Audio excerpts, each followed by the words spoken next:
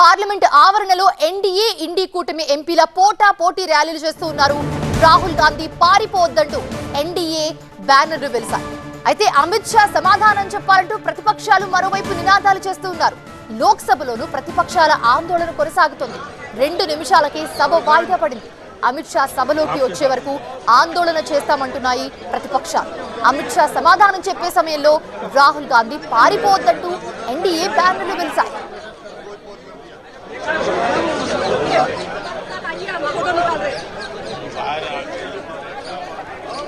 Parliament ఆవరణలో NDA ఇండి కూటమి ఎంపీల పోటీ ర్యాలీలు ప్రస్తుతం మనం స్క్రీన్ మీద చూస్తున్నాం. రాహుల్ గాంధీ పారిపోవద్దంటూ ఎన్డీఏ బ్యానర్లు పట్టుకుని వెళ్తున్న విజువల్స్ కూడా మనం చూస్తూ ఉన్నాం.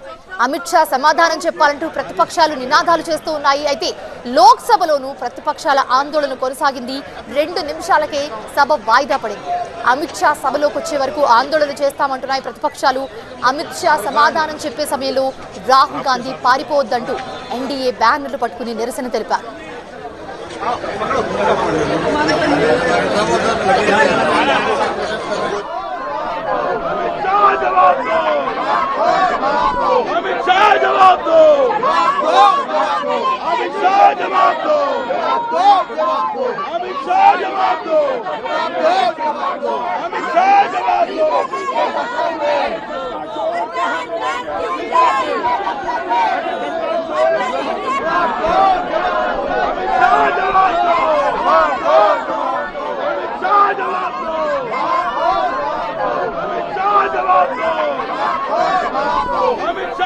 పార్లమెంట్ ఆవరణలో ఎన్డీఏ ఇండి కూటమి ఎంపీల పోటీ ర్యాలీలు మనం చూస్తున్నాము.